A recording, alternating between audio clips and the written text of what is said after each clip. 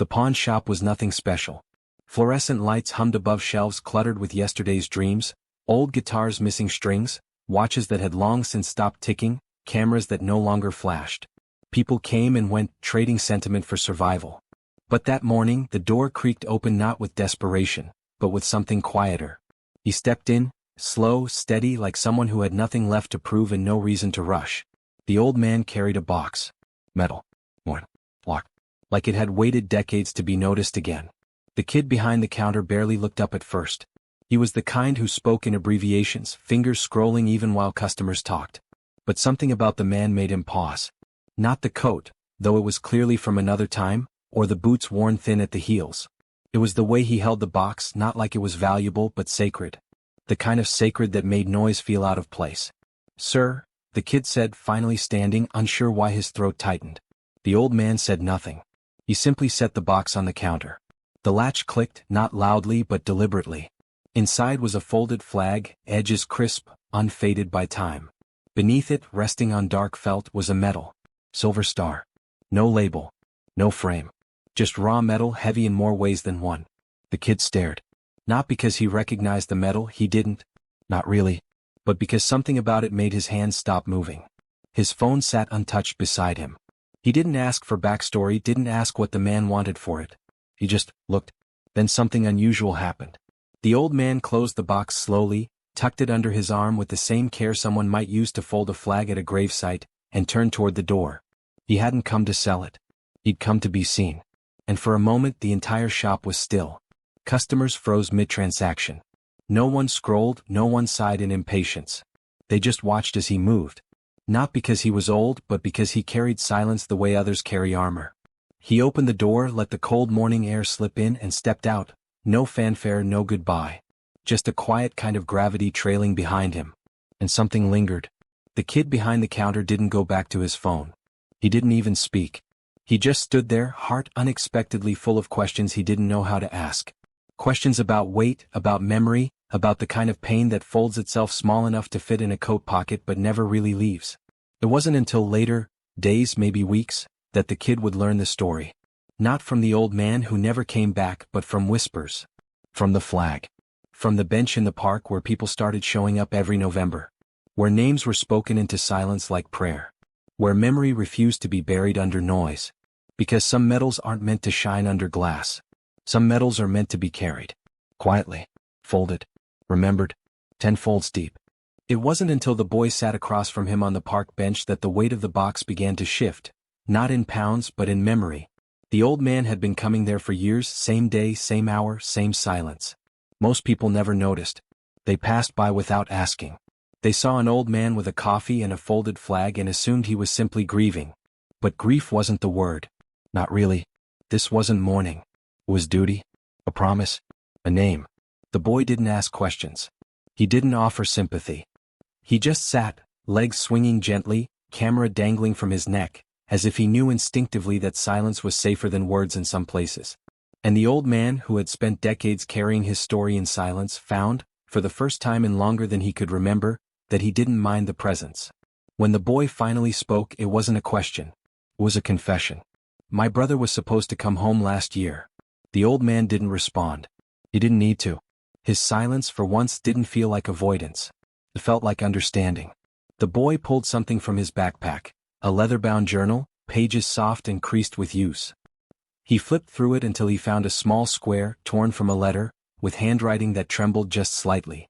"Keep doing what matters even if no one claps." He handed it over without ceremony, without context. And the old man, who hadn't taken anything from anyone in a long time, accepted it. Folded it neatly. Slid it into the inner pocket behind the metal. That space had always been reserved for names he never said out loud. The silver star had never hung on a wall. It had never been framed or cleaned or even mentioned in passing. It wasn't about shame.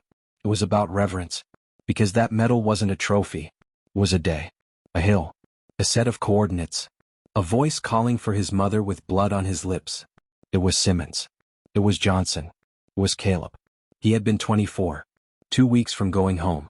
Orders had come in under a dead sky. The hill was supposed to be clear. It wasn't. The first bullet took Johnson down. Simmons followed. They were kids. Barely old enough to vote, let alone die. He could have stayed behind cover, waited for the air support that would never come in time. But something deeper than training pushed him forward. Not courage. Not instinct. Just this unbearable truth. Someone had to move first. He moved. Dragged them out one at a time. Took rounds through his shoulder, his thigh. Didn't feel any of it. Not then. Only remembered the way Simmons whispered, "You brought me home," before the medics arrived.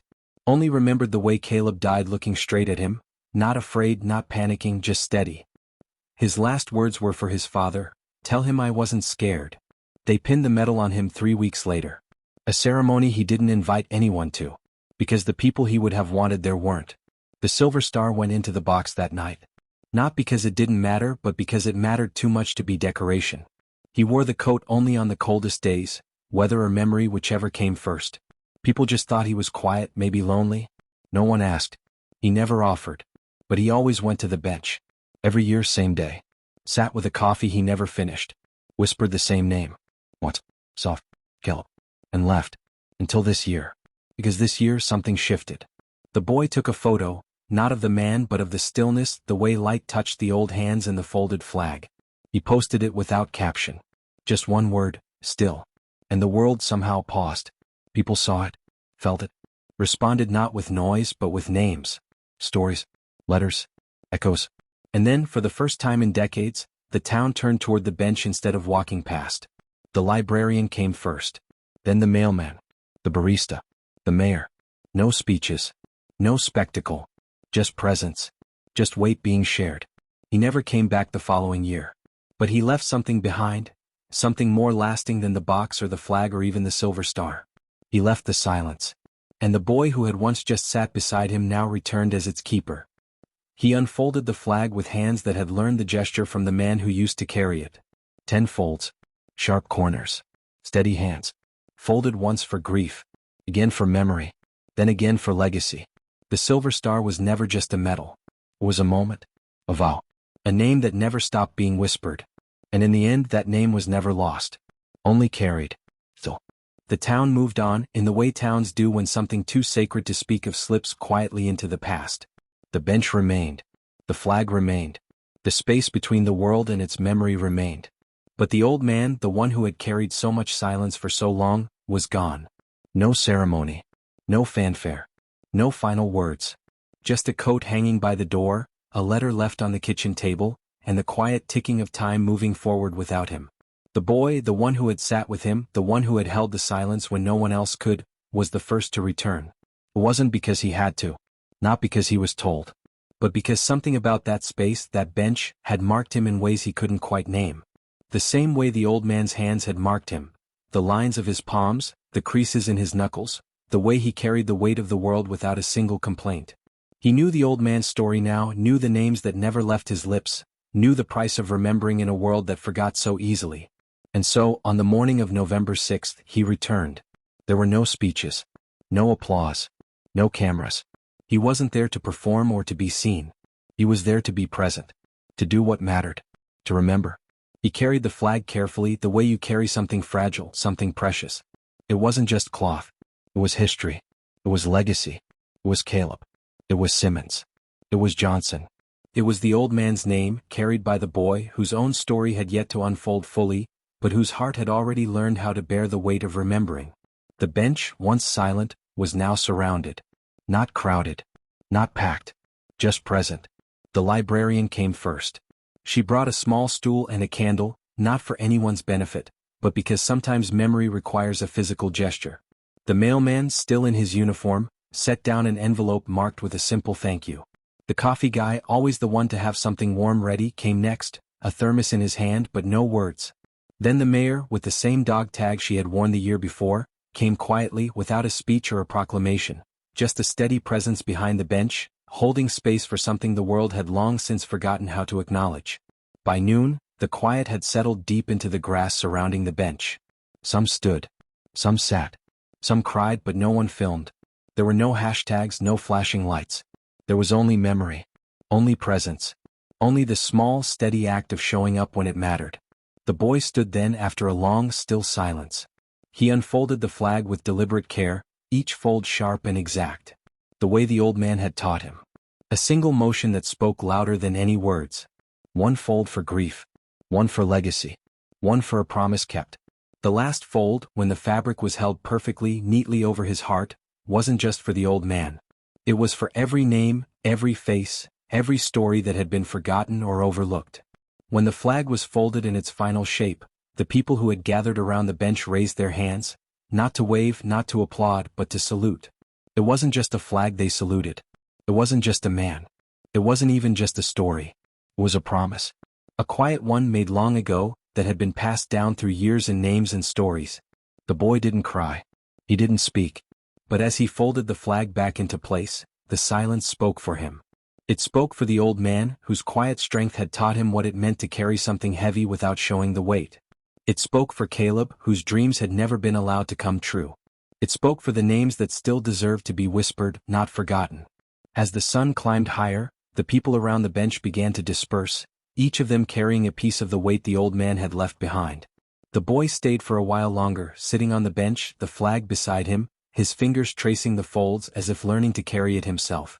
And when the time came, when he knew it was right, he stood up and folded the flag once more, not just for him but for everyone who had ever needed it. The next year and the year after that, the bench would still be there. The flag would still be folded, and the people who remembered would continue to show up. Not because they had to, but because, in the quiet way that things matter, they understood. The boy didn't come back because he had inherited the old man's story. He came back because he had learned something that the old man had never needed to teach him directly.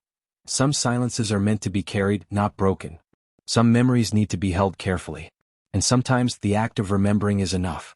And just like the man who once sat on the bench, the boy would one day leave quietly, without ceremony, without noise. But his absence too would be part of the legacy. Because some stories are passed down not just in words but in actions. In moments of stillness. And in that quiet withdrawal, in that fading into the background of life, the weight of remembrance never truly left. It only shifted from one pair of hands to the next. The years passed quietly. The seasons turned as they always do, each one marking another year in the quiet rhythm of life that had taken root on that bench. The flag continued to rest there, neatly folded as it had always been. The bench, the quiet center of so many shared silences, remained a fixture in the park, weathering the rain and sun with the same steadfastness as the stories it held. But something had changed.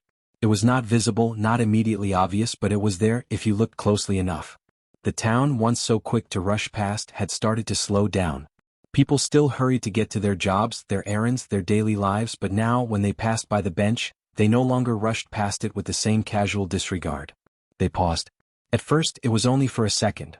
A glance, a quick look toward the flag, maybe a fleeting thought that lingered a little longer than it used to. Then more people began to stop. They'd sit for a moment. Just a moment. No words exchanged, no explanations needed. They didn't even look at the bench so much as they felt it, the quiet weight that had settled there over the years. It wasn't a conscious decision. It wasn't something the town had been told to do. But slowly, the collective awareness of what had happened, of what was remembered, began to spread. It wasn't loud. It wasn't obvious.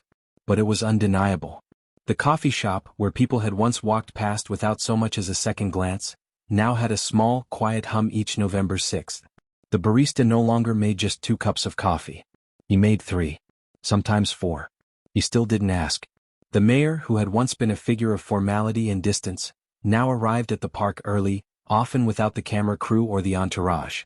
Her father's dog tag still hung around her neck, a symbol of something no one needed to explain, not anymore. The library, which had once been a place of solitude and quiet study, had become a place where small groups met, where whispered conversations about legacy and remembrance seemed to blossom in corners, in places where the walls themselves had long since held their own stories. The town had started to remember in subtle, unspoken ways. The boys who had once skipped school were now showing up, not to protest but to listen. The kids who had ignored the older generations, whose stories had felt distant and irrelevant, were now asking questions, sitting down beside the elderly men and women who had lived through the things they had only read about in textbooks. But the greatest shift was not in the people who came. It was in the boy. The one who had once sat on the opposite end of the bench, carrying the flag. He didn't come often now, and when he did, it wasn't to remember the old man, but to see something else. Something new. He would sit, but not in the same way he had when he was just a listener, just an observer. Now he came to speak. He would lean forward, his elbows on his knees, and tell a story to whoever was sitting beside him. Some days it was the story of the old man, the quiet veteran who had carried a name for so long, the man who had folded the flag with such care. Other days it was Caleb's story, the boy who had dreamed of being a country singer, the boy who had never come home. He spoke in the same quiet way the old man had, with no grand gestures, no show. But the people who listened now didn't need that. They heard it in his voice, the way it cracked a little, the way it softened when he mentioned the names of those who had been lost. And they stayed. They didn't rush away. They didn't look at their phones. They listened. It wasn't just a shift in the town. It was a shift in the very air they breathed. The change had happened so subtly, so invisibly, that no one had noticed when it first began. It was the kind of change that didn't require grand declarations, banners, or speeches. It didn't need a holiday. It didn't need anyone to stop and acknowledge it. It was simply felt, like the slow warming of the air before spring or the quiet hush that follows the first snowfall. And that was enough. The boy, now a young man, knew the world hadn't changed in the way people often imagine change. Sudden, dramatic, explosive. No, this change had been quiet. Like the turning of a page. Like the unfolding of a flag. It was the kind of change that had nothing to do with the passing of time and everything to do with the way time was honored, the way stories were remembered, and the way small moments of connection began to ripple through a community. The town, once indifferent, now recognized that it had been shaped by something deeper than it had ever understood. And in that recognition the boy had found something new, peace. Not the peace of forgetting but the peace of knowing. Knowing that the story of the old man, of Caleb, of Simmons, of every soldier who had ever come home with a name unspoken, would never be forgotten. Not because of a monument or a plaque or a flag, but because the people had carried it with them, silently, into the corners of their lives. The town had begun to change without realizing it. And in that change, it had become something else. A place where remembrance was not just a gesture but a part of who they were. It was invisible, but it was there, threaded into the very fabric of their lives, woven quietly into the space between each passing year. And the boy knew, with a steady certainty, that he would never need to carry the silence alone again. It wasn't just about a man or a flag or a medal. It was about a legacy of silence that had, over time, become louder than anything spoken. There were many ways to tell the story of the medal, but none of them were the way the old man would have told it. The medal had never been displayed, never worn to a parade or hung proudly above a mantle. It sat in the box, tucked away in the inside pocket of a worn coat that smelled faintly of cedarwood and memories. To anyone who didn't know, it might have seemed like a simple matter of pride, of modesty. After all, there were plenty of veterans who wore their medals with pride, who told their stories on every corner they could. But that was never the old man's way. He didn't wear the silver star because it wasn't a symbol for him, it was a reminder. And reminders for him were things to be kept close, not put on display for the world to admire or even recognize. His life had never been about showing others what he'd done. His life was about what he hadn't done and, more importantly, about what the others hadn't done. The ones who didn't come home. The ones whose names never made it to any plaques or monuments. The medal was a silent witness, not a trophy to be polished and admired. It wasn't a decoration for bravery, it was a reminder of the broken promises, the lives cut short, the faces he couldn't forget. He carried it because it was never meant to be about him. It had been about those he had left behind in that bloody, quiet night. The ones whose bodies he had dragged out from under fire, whose last words he still heard echoing in his head. And to wear it, to flaunt it as some kind of honor, would have cheapened the memories of those boys. It was the same reason the old man had never spoken of that night, never shared the details, never turned his survival into a story of heroism. What could he say that would ever measure up to the truth of that night? How could anyone ever understand the weight of the life he had carried back with him from the hill? He had lived, yes, but the others hadn't. And in carrying the medal, he had carried not just his own survival but their absence. Their names. Their faces. The one who had died holding his hand, whispering a quiet, "You brought me home." He couldn't forget them no matter how many years passed. For him, the medal was never a piece of metal. It was a weight he couldn't lift, not even for a moment. And if he had worn it, displayed it, it would have been like carrying them out of his heart and into the world. And he couldn't do that, not when there was still a piece of him left behind on that hill, in the mud and the blood. So he kept it close, tucked away where only he could feel its weight, where only he could remember what it truly meant. No one ever asked about the medal. Not really. And that suited him just fine. Most people had their own lives to live, their own battles to fight. They didn't need to know. But the boy who had sat on the bench with him, the one who had listened without needing to hear, had understood something that no one else had. He knew. He knew that the medal wasn't just a thing to hang on a wall or wave in a parade, it was a story. And that story wasn't about glory. It wasn't about pride. It was about remembering. It was about the quiet sacrifices that didn't make headlines, that didn't get applause. The boy had understood that the old man wasn't just a soldier. He was a keeper of names, a keeper of moments too precious to share with anyone who couldn't feel the weight of them. And that was why the medal stayed in the box, tucked carefully away in the pocket of a coat that hadn't seen the light of day in years. Because the old man had carried more than just a medal. He had carried the memories of those who couldn't carry them anymore. And that was a burden that no one could see but everyone could feel. It wasn't about pride. It was about loss. It was about honoring the lives of those who never made it back. And in the silence of that bench, in the quiet understanding of the boy, the old man found the only kind of peace he could ever hope for. The town had finally begun to understand too. The ones who stopped by the bench now, who felt the weight of what had happened there, didn't need to ask about the medal. They didn't need to know the details of the night the old man had dragged his comrades to safety, or how he had done it, or how many bullets he had dodged to save a life. They knew the silence was enough. Bench, the quiet moments that had once been so full of isolation now held meaning beyond what words could describe. And the people who gathered there year after year would never need to ask why the medal was hidden away. They would know that some things were too sacred to be paraded out for public display. Some things were meant to be held close, protected by the weight of memory and the silence that filled the space between each fold of the flag. The boy, now grown, would carry that silence forward. He would never forget the old man's lesson, that some stories weren't meant to be told loud, but quietly in the spaces where remembrance lived.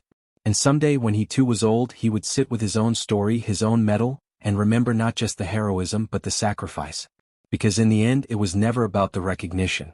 It was always about remembering what had been given, in the silence, in the space between the folds. As the years passed, the bench had become more than just a place to sit.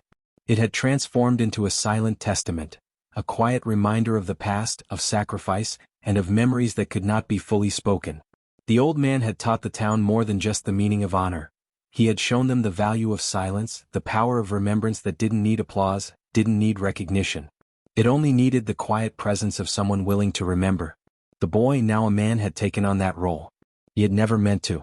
At first, he had only seen the bench as a place to sit and think, a place where the air felt thicker, the memories heavier. But in time, he realized that the weight of the silence was something far more profound than he had ever imagined. He too had lost someone, his older brother, Caleb. Caleb had been the kid with too many dreams and too much energy, the one who always joked about being a country singer if he ever made it out of the military. But he didn't make it out. His name, like so many others, had been written in a letter, but it hadn't been written for the world to see.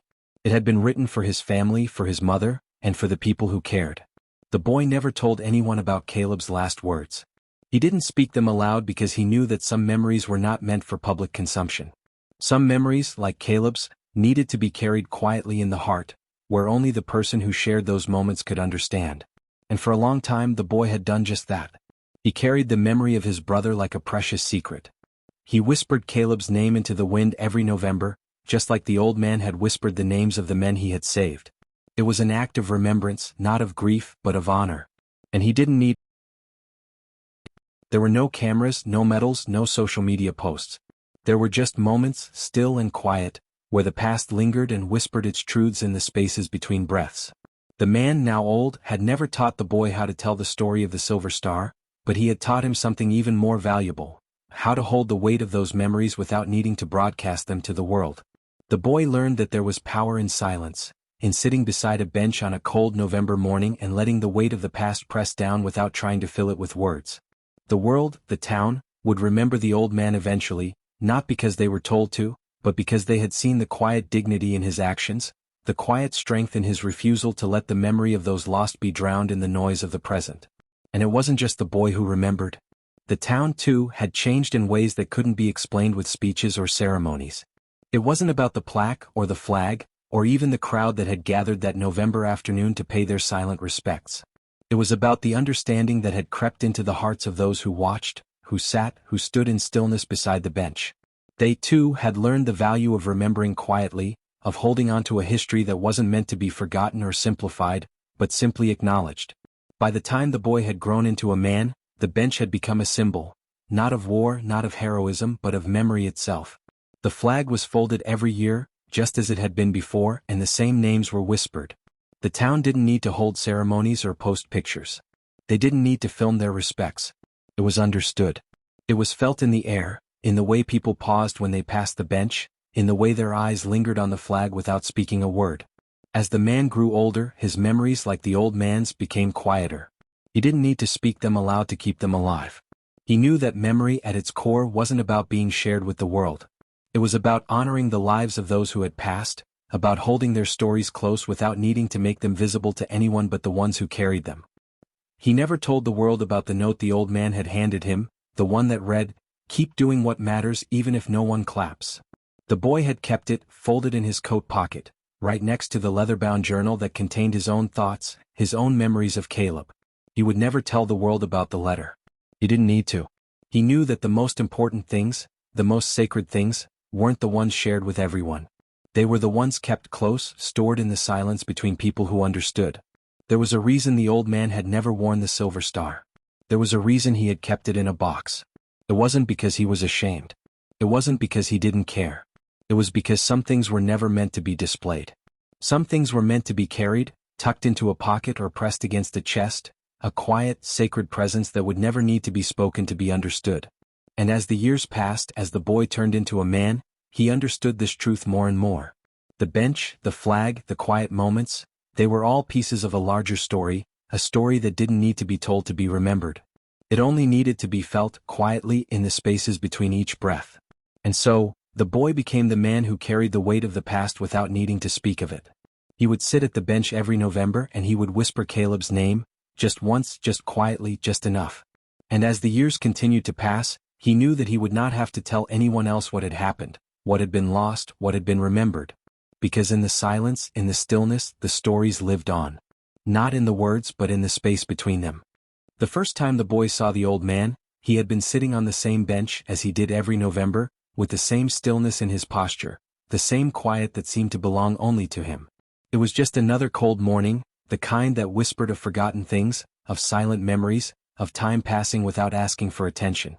The boy had wandered into the park aimlessly, the weight of his own thoughts pressing in on him like the early frost clinging to the grass.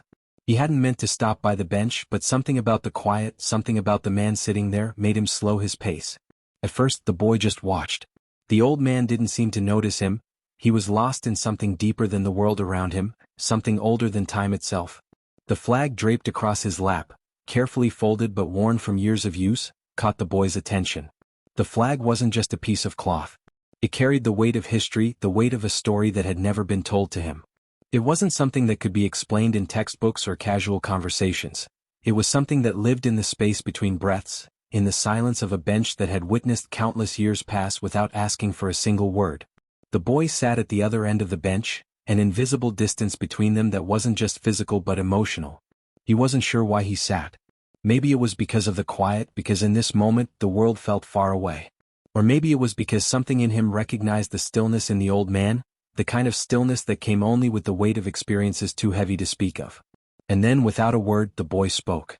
"My brother was supposed to come home last year." The old man didn't respond immediately. His eyes remained fixed on the flag, his hands folded over it gently.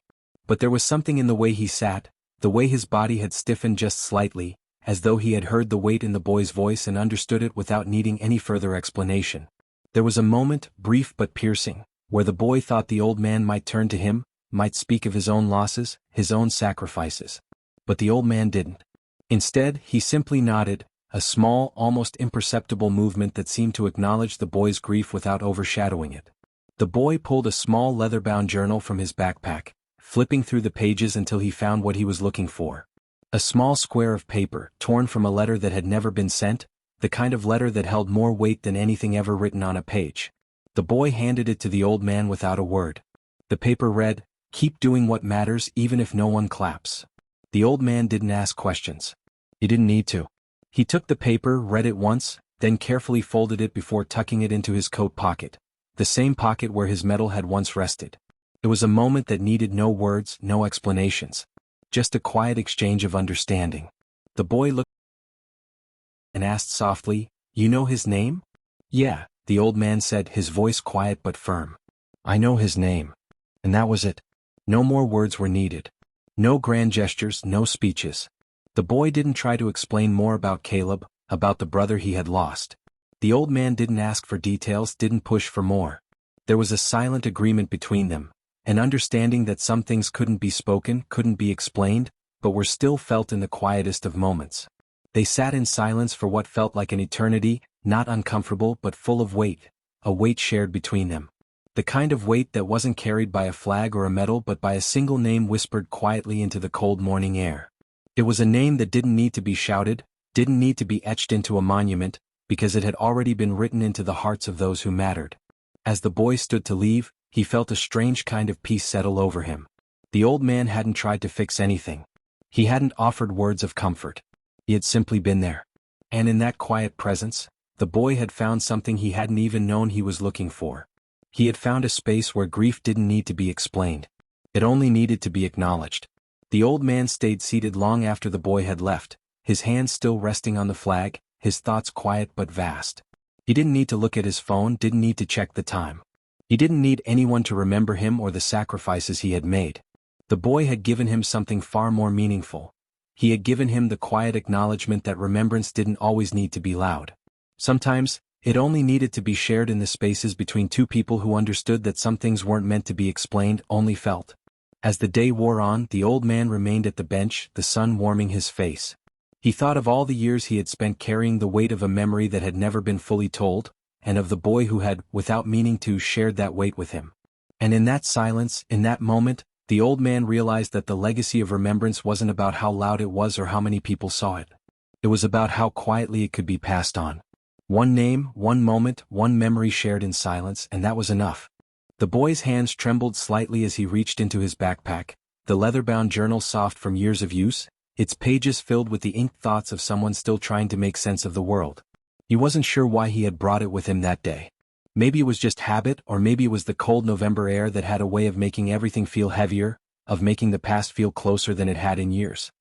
He opened the journal, the creak of the spine faint in the quiet morning, and flipped through pages filled with sketches, notes, and things he hadn't quite figured out how to say yet.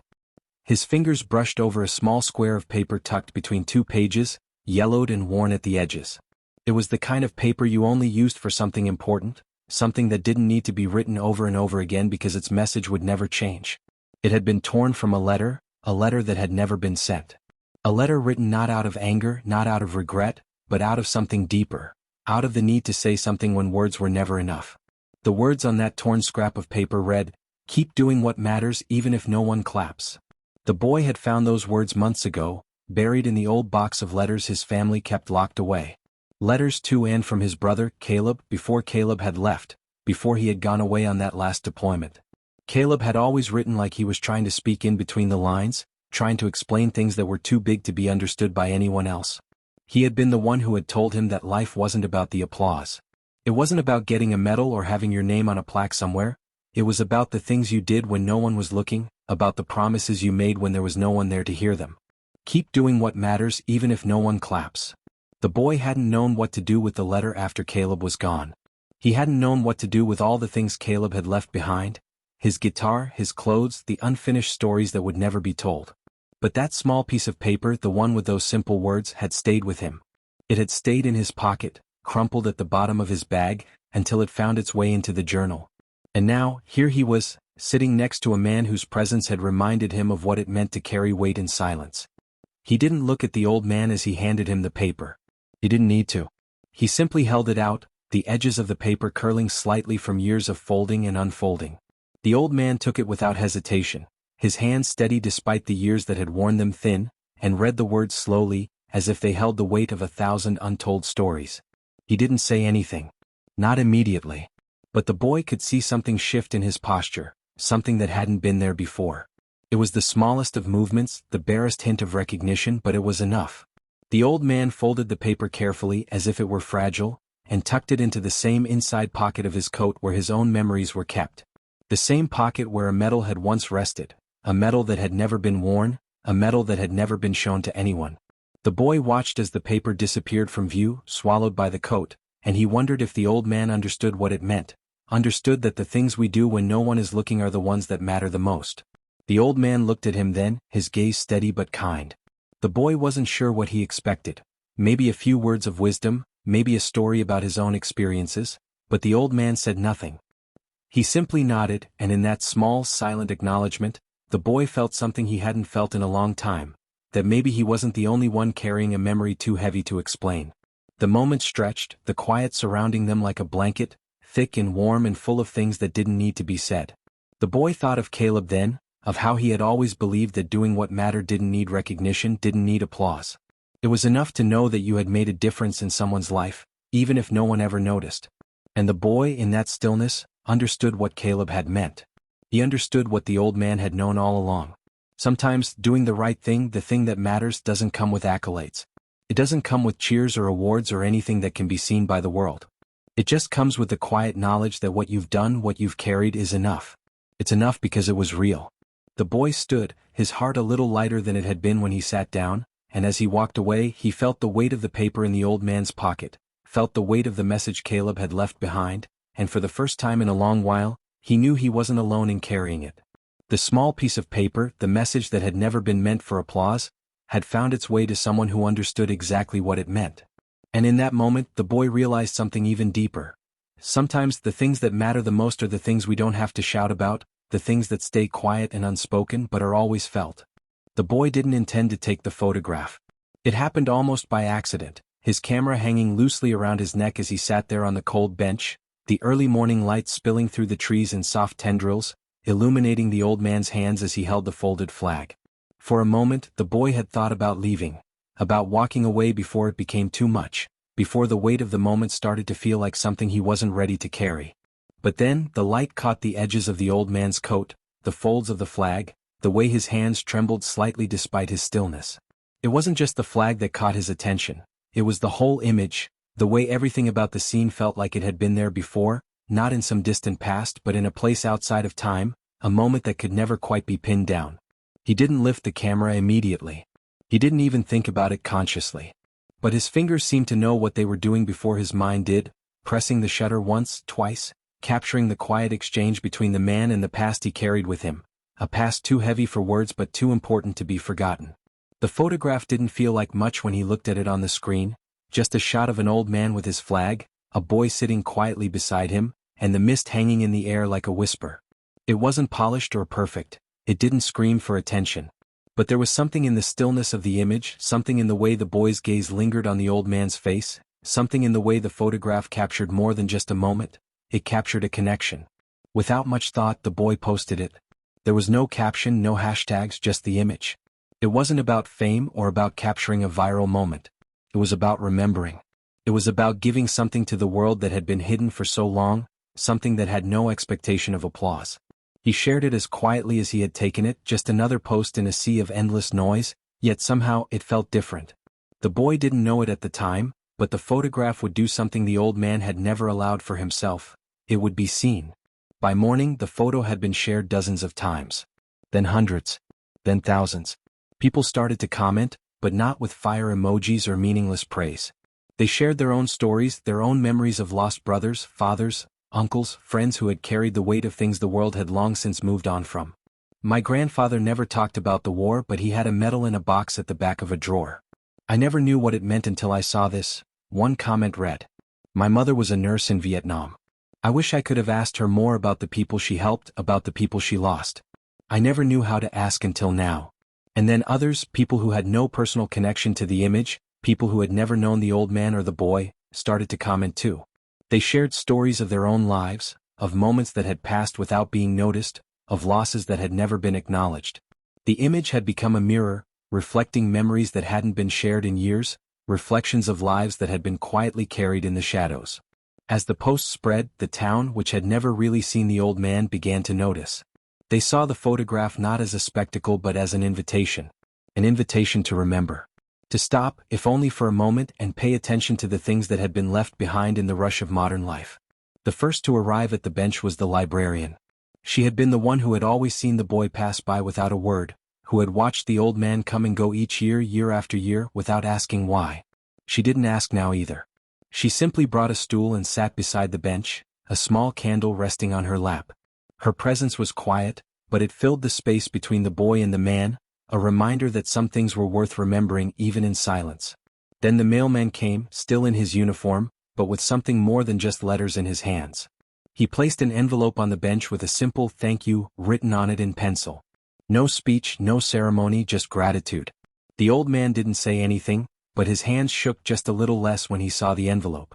Next, the coffee shop owner arrived. He didn't bring a plaque or a token or any form of recognition. He just brought 2 cups of coffee, one black, one with cream, and sat down on the edge of the bench as if it was the most normal thing in the world. There was something comforting about it, as if the simple act of sharing a quiet moment, without words, was enough to bridge the distance between people. The mayor arrived last. She didn't come with a speech or a camera crew, didn't come with any fanfare. She came with a small wooden plaque that she placed carefully behind the bench. It didn't have any words on it, just a simple, unadorned piece of wood. But when she whispered, "This spot matters," it was as if she had said everything that needed to be said. She didn't need to be loud. She didn't need to be seen. She just needed to show up, to make sure that the space where memory was carried wasn't forgotten. By noon, the grass around the bench was full. Not loud, not chaotic, but present. People stood in quiet acknowledgement, some sat with their hands folded in their laps, some stared out at the flag, a few even wept. No one filmed. No one took pictures. It was a moment of pure remembrance, one that didn't demand anything except the simple act of being there. And when the old man stood up to leave, the crowd didn't cheer. They didn't make any noise. They simply raised their hands in salute, not just to him, but to the promise he had carried for so long, that the past doesn't fade away just because the world forgets. It remains quietly in the spaces we make for it. In the quiet gestures, the small acts of remembrance, the willingness to stop and pay attention when no one else is looking. The boy left too, not knowing exactly what he had started, but knowing that something had changed. He knew that the photograph, a simple image of an old man on a bench, had somehow made the town stop and remember. And for once, the boy didn't feel so alone in his grief, because he knew that others had carried the same weight silently for years. The old man hadn't expected any of this. He hadn't expected a ripple to spread from his quiet, solitary bench under the oak tree, nor had he expected the community to respond in the way it had. The simple truth was that, for years, he had carried the weight of his memories alone. In his mind, that had been the only way to honor them, to keep them private, hidden away, a silent pact between himself and the past. But as the days passed since the photograph had gone viral, something began to change. The small bench that had once been nothing more than a quiet place for reflection had become something more. A small shrine of sorts, a place where people began to come not just to pay their respects but to remember. Slowly a change rippled through the town. People who had never spoken to the old man began to make their way to the bench. Some came alone, others with family. They came quietly, respectfully, as though they knew they were entering a sacred space. At first they didn't know what to do with themselves. They stood or sat for a moment, unsure of how to proceed. The old man would look up, and in his eyes, there was a mixture of surprise and quiet gratitude. He had always thought of the world as moving too quickly, too far away from the past he held onto so tightly. Now, as the crowd grew, he realized that the people who gathered around the bench had their own stories, their own losses, and their own moments they had never quite known how to share. The librarian came again, not with a stool this time but with a stack of books. She placed them on the bench, one by one. The titles weren't important. She wasn't there to push a literary agenda, but each book, when left behind, carried a piece of the past. A love letter, a war story, a memoir, a collection of poetry, stories that had lived in the corners of people's minds but had never been spoken aloud. The books became a way for the community to share their own memories, their own echoes of a time when things had been simpler but also more complicated. No one asked anyone to read the books. They were just there, like quiet witnesses, allowing people to leave something behind when they came to remember. The mailman, who had quietly dropped off his envelope a week earlier, began arriving with letters.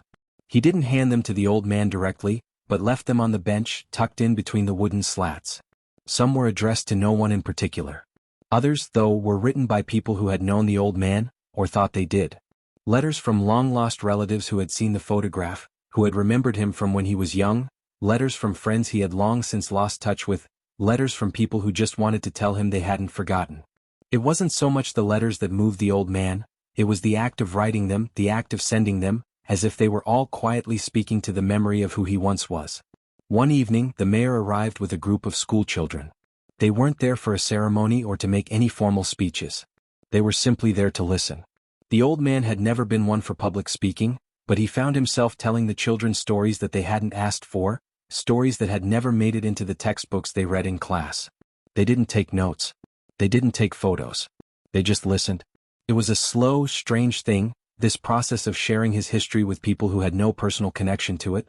But there, in the fading sunlight, he realized that it was important, because it wasn't just about him anymore. It wasn't even just about the past. It was about the community, about passing down the stories that had kept them all tethered together. The coffee shop owner, who had continued his quiet acts of kindness with a hot cup of coffee or a seat for someone to rest, set up a small table by the bench. It wasn't anything grand. Just a simple offering. A notebook where anyone who wanted to could write down their own thoughts, their own memories. Some people wrote about the old man. Some wrote about their own experiences. Others wrote about the things they had lost, the things they wanted to remember. The pages began to fill up quickly, with people pouring out words they had held onto for too long, words that had never been heard until the bench became a place to speak them aloud, without speaking at all. The quietness of it all was what stood out. People didn't need to speak loudly, didn't need to make a fuss. They just came, they sat, they remembered, and they shared. Each day the bench became a little more crowded, a little more full of life. And with each passing day the town began to remember, not just the man on the bench, but everything he represented. They began to remember the sacrifices that had been made, the stories that had been hidden in silence, the small acts of courage that had gone unnoticed. It wasn't just about war or loss, it was about the moments that shaped them all, the things they carried in their hearts that no one had ever asked them about. One afternoon the old man watched as a young girl stood by the bench, looking at the photograph of him from the viral post on her phone. She seemed lost in thought, studying the image like it was a puzzle piece she had just discovered. She wasn't alone.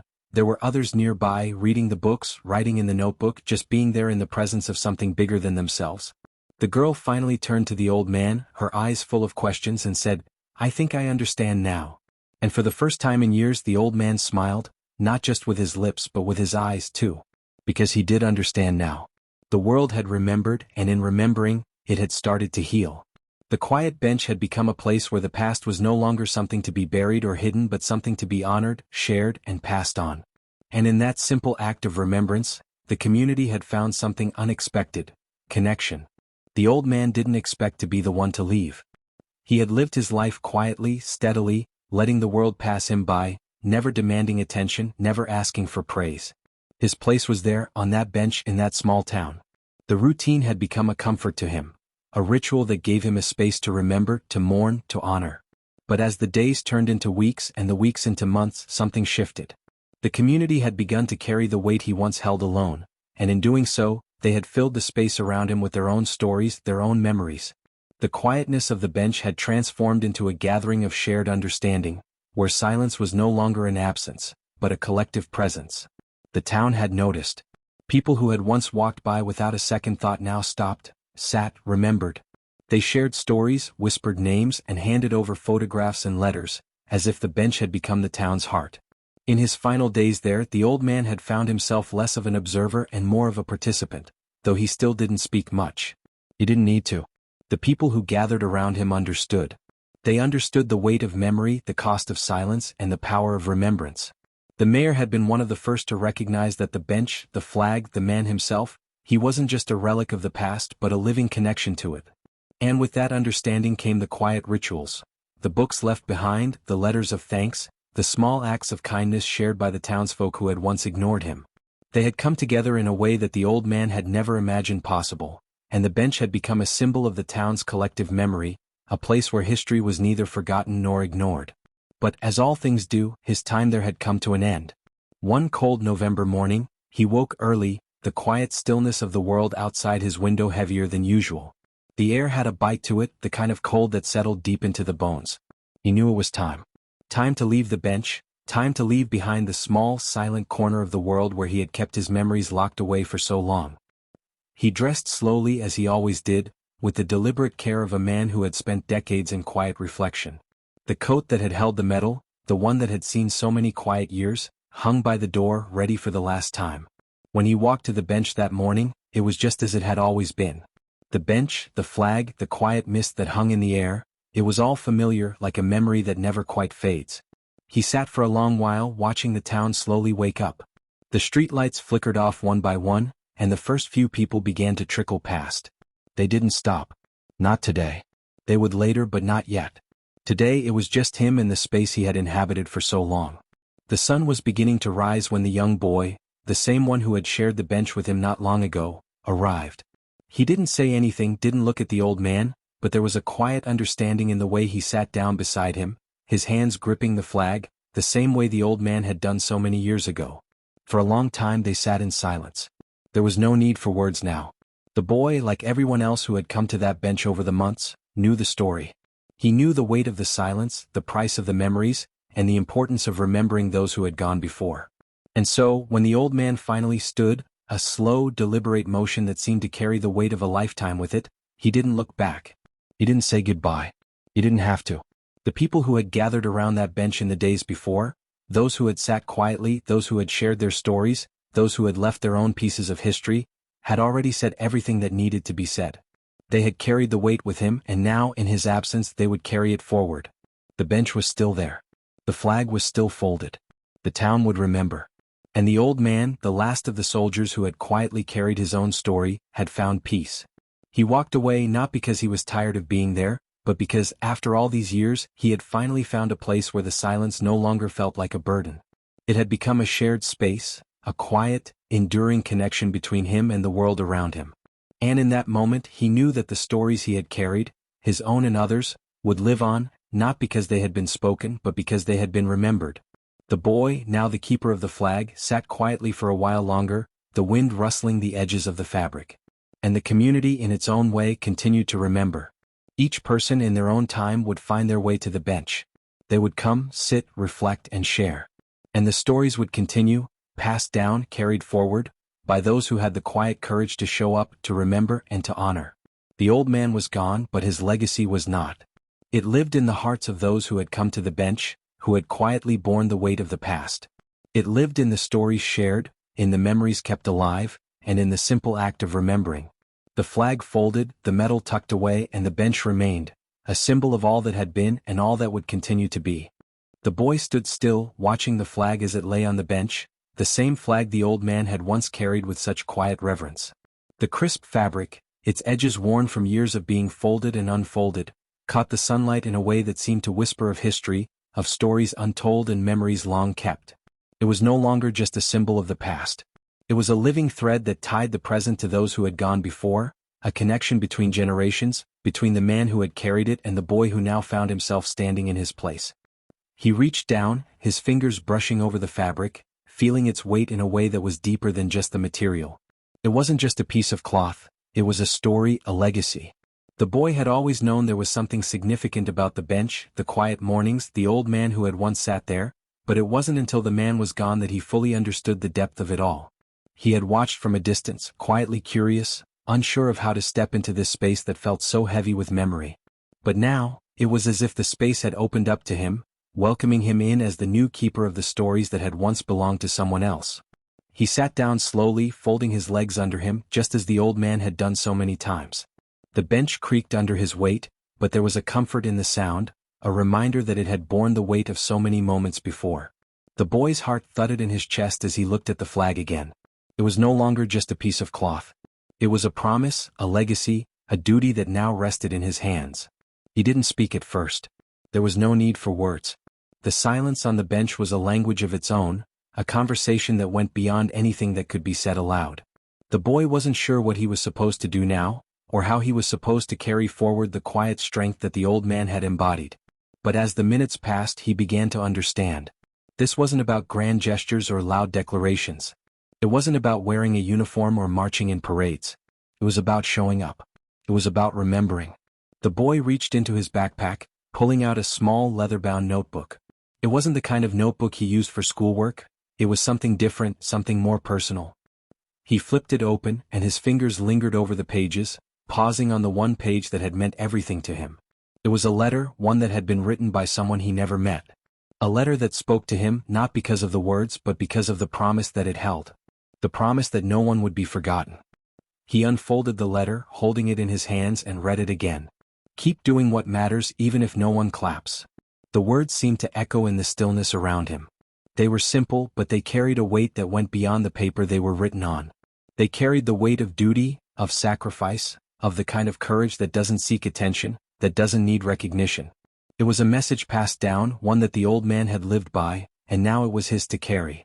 With a quiet breath, the boy folded the letter again and tucked it into his pocket, right alongside the flag. His eyes drifted back to the horizon, to the town that had once walked past the old man without a second thought, and then back to the people who now gathered around him. They had all come in their own time to remember, to carry the weight of the past, to hold the stories that had been left behind. But now it was his turn.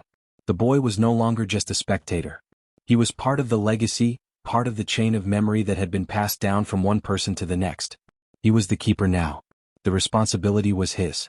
The promise was his. And as the sun climbed higher in the sky, the boy stood up, his movements slow and deliberate. He unfurled the flag, stretching it wide in the morning light, just as the old man had done so many times before. He took his time, folding it back with careful precision, each fold a symbol of the duty he now carried.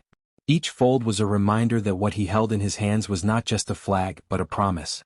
A promise that he would carry forward, that he would continue to remember, and that he would pass it on to those who came after him.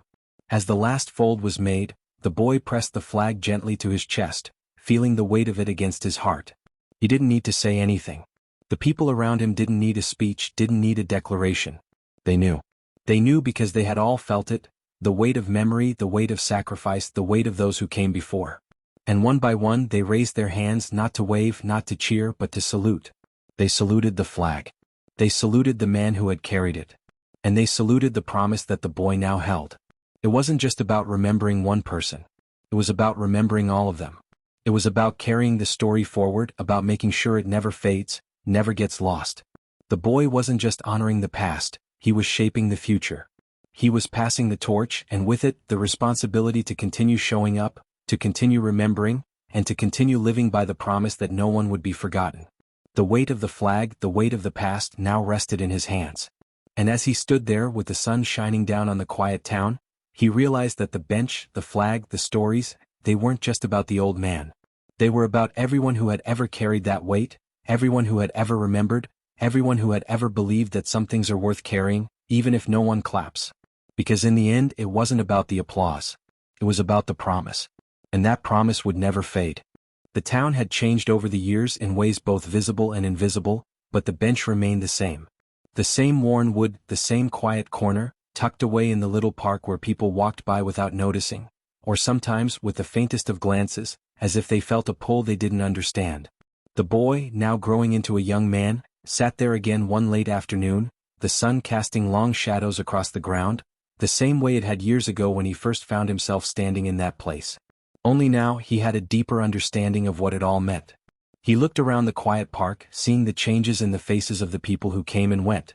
Some had stopped to say hello, others had paused to share a moment of reflection, but there was something more now, something that had been quietly growing.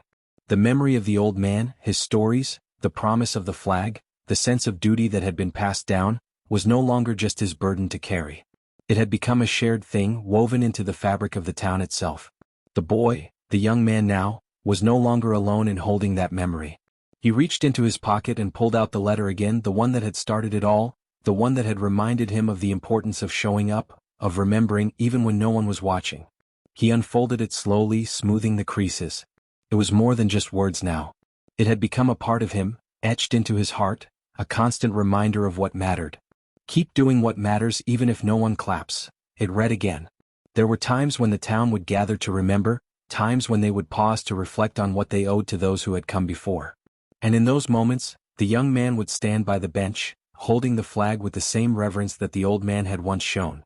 But as time went on, those moments became fewer, the gatherings more distant. It wasn't that the town had forgotten, it was just that life had a way of moving forward. People got busy. They moved on. But every once in a while someone would stop by, perhaps an old veteran or a curious child, and they would sit on the bench, ask about the flag, about the stories. And the young man would share. And they would remember together. But today, as he sat there with the sun setting gently behind him, he realized something he hadn't fully understood before. The promise was no longer just his to keep, it was theirs now, all of theirs. The town, the people, had taken the memory and woven it into their own lives. Each of them in their own way had decided to keep doing what mattered even if no one clapped. The quiet strength of the old man's life, the silent sacrifice he had made, had spread beyond him. It had become a part of everyone. He stood up from the bench slowly, feeling the weight of the flag again, the same way he had years ago when he first held it in his hands. But now it wasn't just about the past. It was about the future. About ensuring that no one ever forgot, that the promise never faded. He folded the flag with care, each fold deliberate and slow, just as it had always been done. And then, for the first time in years, he placed it gently back on the bench the way the old man had once left it. As if he were saying goodbye but not really. As if he were leaving it for someone else to find, to carry forward. And then, with a quiet breath, he walked away.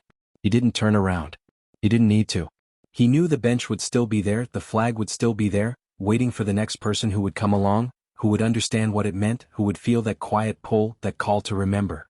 Because that's the thing about promises, they don't just live in one person's hands.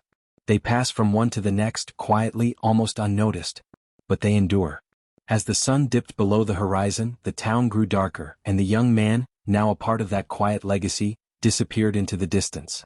But the bench, the flag, the stories, they would stay held in the memories of all who had come before and all who would come after. And the promise would remain. It would always remain. A quiet thank you for the past, for the present, and for the future.